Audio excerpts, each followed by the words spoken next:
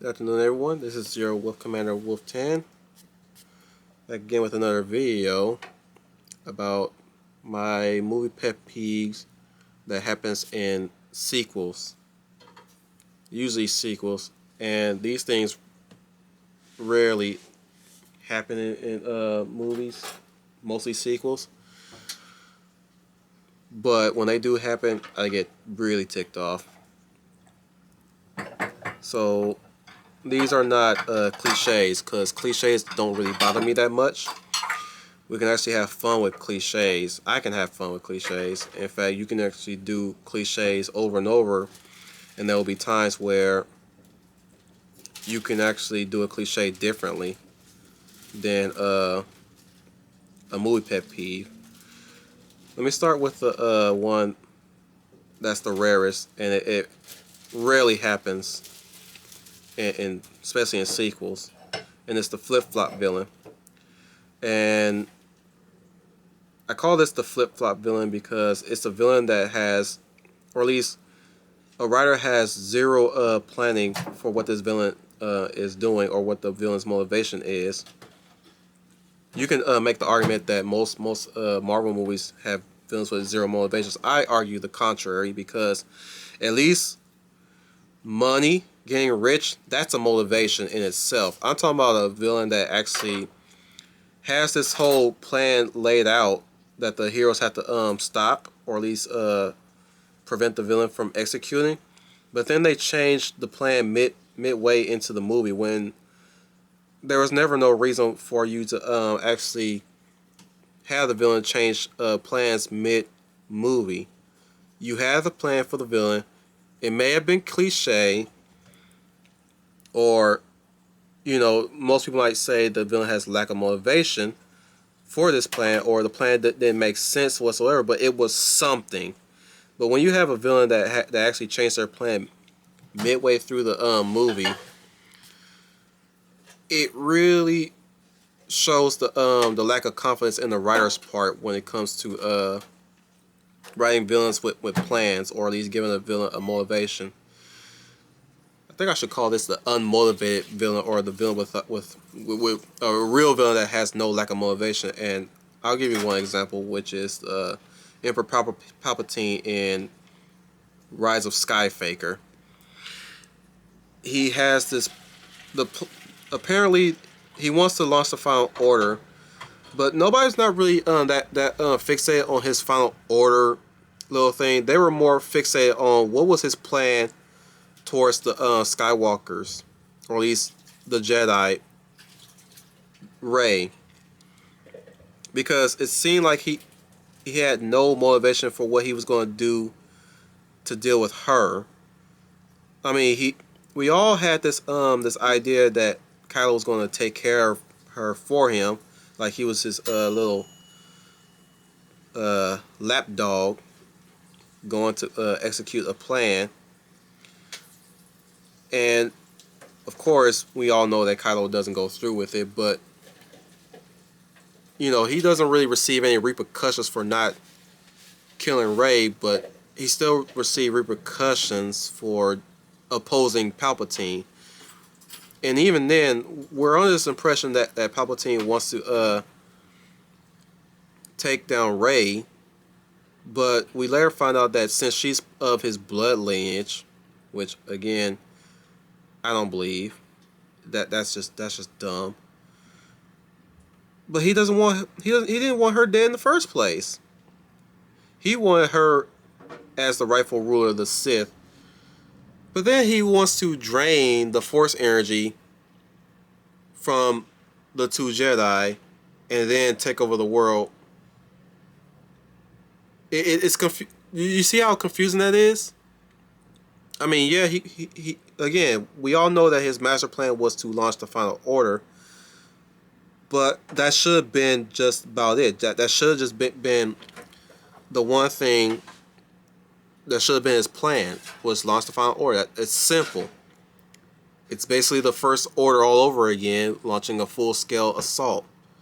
But it's something, rather than the whole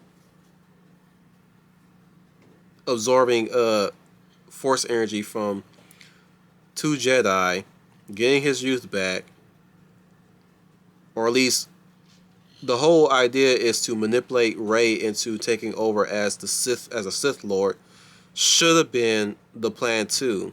Not him trying to revitalize himself so that he can take control of the Final Order. I'm like, you're putting too much emphasis on Palpatine trying to be a master manipulator, where George had the better writing of Palpatine in the prequels. Make of what you will on that one. Your miles may vary on the prequels, but I prefer prequel Palpatine than this Palpatine in name only. Next, but that's one example I can think of for the flip-flop villain. Next one is the inconsequential plot, or the inconsequential device MacGuffin in the series as a whole, where you have something that's of very importance, or somebody of significant importance, but they're later dropped midway in the franchise, like Unicron being the top MacGuffin at the end of near the end of Last Night, which completely erodes all the MacGuffins in the Transformers franchise.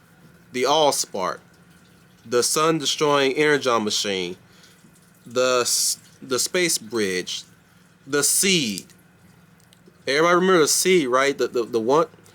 All this stuff is completely unimportant anymore now that Unicron is the bigger MacGuffin. Which leads me to this question. When the Allspark landed on Earth, and especially Earth's supposed to be Unicron, why didn't he wake up then? Because last time I checked, the Allspark is powerful enough to reawaken offline Cybertronians. And don't give me that smack about he being too big to be reawakened by the Allspark. Just enough of a shard was enough to revitalize, or at least resurrect Megatron. That was just about enough. So don't tell me that Allspark was not powerful enough to reawaken Unicron. Truth be told, I'd rather the moon would have been Unicron instead of Earth. That would have made sense at least, or at least Unicron should have been Pluto. That would have made more sense than Unicron being Earth. But I hate stories like that, especially when it comes down to sequels. Another two examples would have been the Underworld franchise and the Resident Evil franchise, where the whole plot line is, well, at least the setup and the lack of payoff in Extinction. Where the setup was in,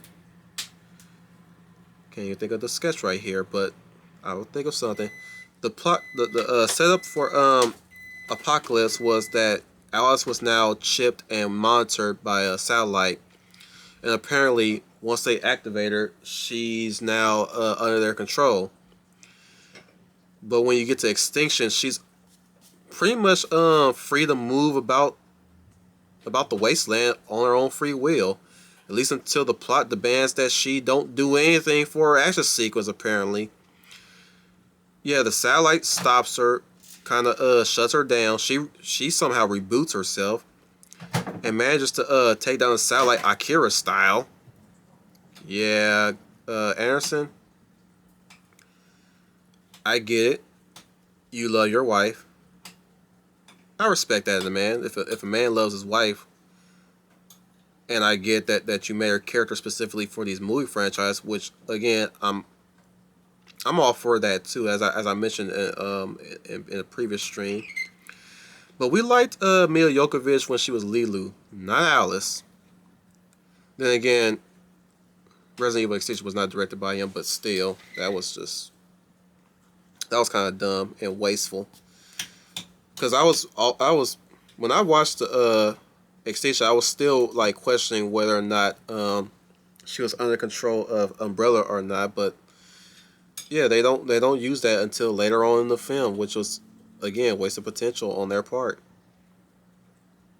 Underworld franchise did a whole number on that one too, when it came down to Michael Corvin being the most important new breed in the Underworld franchise. He's supposed to be this best of both worlds hybrid character, more powerful than both of the species, but they don't do anything with him. Instead, Selene is still taking center stage for majority of the franchise, and I get it. She's the face of the franchise, but again, you can have that kind of character be the face of the franchise, but the character that they prop up should also share the same area as the main character, or at least the flagship character. But they don't do much with Michael. I was willing to let it go with Evolution, because he was still a fledgling hybrid. He still had to learn his abilities and try to get used to being, you know, a werewolf and a vampire mixed. But they don't really do much of it. It's completely inconsequential. It's like there's no consequence whatsoever, especially when he dies and gets revitalized. But then later on in Awakening, he gets jettisoned out of the plot. And again, like I said, he's supposed to be this big important deal, but they don't use him. And fast forward to Blood Wars, they kill him off. Completely kill him off. Off screen even. Technically. Yeah, they show it in the memory, but it's still off screen. Despite the fact that he and Selene had a child together. He died not knowing that Selene survived, let alone had a child with her. I mean, he don't even go out of his way to go look for them at all in Blood Wars, which is interesting. But I digress. The next one is the since when moments. This is number 3 in the spot, I believe. Yep, it's number 3. And this usually happens in a sequel. Always happens in a sequel when a character mentions something out of the blue. Usually it's an informed thing that happens in a sequel. It's told, not shown at all in later films or previous films, I mean. And it prompts me to ask, since when? I always ask that question whenever time that comes up. Some examples will be Marty's mind you, I love Back to the Future too, but whenever time they mention Marty's temperament, I'm like, since when he had a temper? That was never established in the first movie. Like the whole fact that whenever time somebody calls him chicken, he apparently doesn't like to be called chicken, and for whatever reason, that's a triggering word for Marty. And he stops what he's doing to actually just say, nobody calls me a chicken. I'm like, when has anybody ever called you a chicken, and why is that such a bad word for you to hear all of a sudden? They don't even explain why that is a trigger for him. They just say, oh, he doesn't like to be called chicken, or he just outright just say, nobody calls me a chicken. And that's supposed to be that's I guess it's supposed to be a setup of a character arc for him in Back to the Future 2, because that's supposed to be a thing that gets him in trouble, and that's why they have to fix his future on that front as well. But that kind of ruins the character for me when it comes to that kind of thing. Another example will be Tyrese's character from the Transformers franchise, going back to Transformers again. And there's a bit where he mentions that he always wanted to go into space. Now, I could be reaching for this one, but there was a scene in Dark of the Moon where Sam meets him at this spaceport, and they're going to launch the Transformers in space so that they can leave, because apparently Earth wants them to leave. But he says he always wanted to work on spaceships and and air, work at the spaceport or whatever. And I'm like, since when? 2 movies ago, you never voiced that kind of interest. I don't think that dialogue was needed. I think a rewrite was in order for that one, but that was one that was another example that got me saying, since when? Next next one is the too good to fail security. Now this again happens in sequels, and I have to really explain this one too. And I'll explain with the example that I use for this type of pet peeve. And it was the movie 28 Weeks Later. Now, too good to fail security, and I put that in quotation marks, is when a movie sets up a near functioning security system to the point where there's no way anybody could trash this system, if you will. There's absolutely no way that this is usually a base or maybe a colony or something like that. They have this interesting unique or possibly sophisticated security system. Like you have cameras in specific places where they need to be, like practical, very practical, pragmatic security system. And I it's so good that it's too good to fail. But what I mean by too good to fail security, I mean for the plot to happen, either something stupid or someone stupid enough has to do something really stupid to make the whole system completely crumble. Now, I bring up 28 Weeks Later because they really set up a unique factor into that movie when they first bring the kids into the new settlement. You got the snipers on the buildings. You got 24-hour security. You have clearance class passes and whatnot. But the only way for an infection or an outbreak to happen was for Dale to somehow, I don't understand how he's allowed to even see his wife when they've been briefed on the fact that she's a carrier of the rage virus. She's a new breed of carrier. She resembles certain symptoms. The only difference is that she still keeps her mind, and she's well aware of herself. She's self-aware. But like I said, Dale, for some reason, is allowed to see his wife with no supervision, mind you. He is not given no supervision to see his wife. She is patient zero, and he's not given no supervision. He just waltzed right in with no guards, mind you. Waltzed right in and is allowed to talk, let alone touch his wife.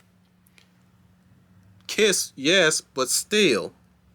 And that's what makes the system fails, because he gets infected and screws the whole system up. I'm sorry, I don't mean to yell. I don't mean to get this emotional, but that's something that always irks me. And I don't recall what other movie that ever did that. Where the system was so good that somebody had to do something really stupid for it to fail. I like movies where the system is so good, but even with that in mind, something more powerful at least overtakes it. Like, at least you know that the good guys are capable enough to defend themselves. But let's say somehow the enemy found a way to get into the chink of the system, or at least the chink of the defense. They found a chink, like say Helm's Deep in Two Towers. They mentioned that the walls are so great that that their backs are literally to the wall. So there's only one way of going there, but there's only one chink in that system, which they exploded later on in the battle with Helm's Deep. That's where I say, like, yeah, that works. It's good. It's good. They have everything set up. They had everything planned. They have an impenetrable fortress, but there's one weakness there that they exploited, or at least like the 300 Spartans in Thermopylae, just like in 300, they had a good system there, but there's a goat path that exploits that system. Stuff like that, like really irks. Like, it's fair when there's something of a weakness there. Like, if you're presented to me a system that barely has any weaknesses and yet somehow it fails, I get pissed off. Is what I'm saying. But that's number 2 on my list. Now let's go to the final one, and this the one that really irks me. And you can make what you will of this one if you like it or not, but I hate this one so badly. But the final and top pet peeve I hate so much is in-universe fan nickname dropping. This requires another explanation. And this also happens usually in the 4th or 5th movie in the franchise. But this is the one that really ticks me off the most out of all these pet peeves. In-universe fan nicknaming is the sorry, something finished on my computer if you guys caught that. But yeah, in-universe fan nickname dropping is usually happens when in the franchise you have the in-universe naming of a certain thing, creature, person, whatever. But like what we fans call the creature or the person outside of the universe, that's our nickname for that. Like, I'll give you one example. The great white shark in Jaws. That is what it's called in universe. It's called the great. It's basically a shark. It's basically your very average regular great white shark that just have a different diet. But outside of that movie, we call the shark Jaws. Jaws the Revenge literally names the shark Jaws. There is no reason for anybody to name the shark Jaws within universe. I hate when I hear stuff like that. That does not make the movie hip. That does not make the director hip with the lingo. And it's funny how I bring that up because Jaws was a very old movie. I think it came around, I think we're still in the 80s when that movie came out. The Revenge, I mean. But I hate when I hear stuff like that. Like, going back to Transformers, you get to Extinction, they're no longer called the MBEs in universe. They're now called Transformers, which you never heard any of the characters call them that in the previous films. They're either called the Cybertronians or the MBEs or whatever class they fall under. They're either Autobot or Decepticons. That's it. They're not called the Transformers until later on when they start calling them Transformers in Age of Extinction. And of course, you had that whole substance, that living metal that Stanley Tucci had called Transformium. Ugh, I can't stand that. Predator was really, really, really trying to test me because they tried to be sneaky with calling the Predators Predator. In universe, the Predator is called the Yautja or the Hunter or the Thing. Not really the Thing from the Thing, John Carpenter's The Thing, but you know they have nicknames. They either call Ugly or Smelly or, for lack of a better term, Mother Effer. but they were never called the Predator in universe. But they were really trying to be sneaky about it. You seen it in the trailer, like we call them predators. Yeah, but they're more like hunters. Yeah, but predator sounds nice. I'm like, no, no, don't do that. Don't attempt to don't attempt to evoke movie pet peeve number one on me. I see what you're doing there, but I hate in universe nickname dropping in movies. It really irks me because it doesn't, again, it really does not make the characters sound human when they do that, because we know that we call certain characters from movies outside the universe with nicknames.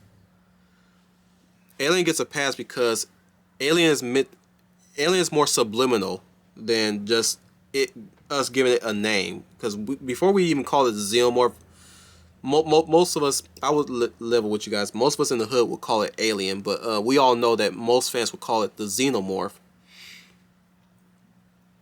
And they call them, they barely call them Xenomorph one time in Aliens, but they don't call them Alien like out of the blue like that, like aliens. It's an alien. It's an alien. More aliens. Nothing like that. They just they either give them other nicknames within universe, like in the like in Alien Resurrection. I believe his name was Casey. Called them the Nasties. You know, or Bugs. They used it. You know, they call it with very interesting nicknames for the Xenomorph. That'd be like saying if in later Tremors films they start calling the Graboids Tremors. They're not called Tremors in universe. They're called the Graboids. They literally designated them that in the first movie. So imagine if Burt Gummer start calling them Tremors all of a sudden instead of Graboids. That would really tick me up, because they've always called them Graboids in all the franchise, save for maybe the prequel movie. Save for yeah, save for the prequel movie. They never called them Graboids around that era. But like I said, if they out of nowhere start calling them Tremors like we would have, normally any true fan would call them Graboids anyways. But still, like, to those who are not of the know, would nickname them Tremors, not Graboids.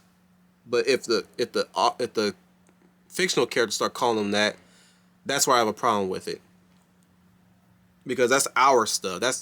I say that's a pet peeve because that's our thing. The fans, the fandom, that's our thing, not a movie thing. So when you slip something in there like that, that's like saying you're trying to be hip, and your movie is still crap. And it usually happens in a crap movie too. It always happens in, actually no, it always happens in a crap sequel in a movie franchise. So that doesn't really save your movie. But that will be it for me, guys. You just saw my pencil just roll over, but yeah, those are the things that gets on my nerves when it comes to movies, my movie pet peeves. And it's funny how I bring that up in a time when we're not watching movies in the theaters anymore. But I just want to share some things that tick me off when it comes to mostly movie sequels, or at least a movie franchise. And I'm sorry I got a little heated there, but you see how these things really especially movie pet peeve number 2. That's the one that really, like I said, that's the only example I can think of. But that one right there that one's egregious. But the top one is always the egregious one, because yeah, it's like they're making fun of us or something like that. So this has been your Wolf Commander Wolf 10. I don't know what to say other than you know what to do after this. So, ow!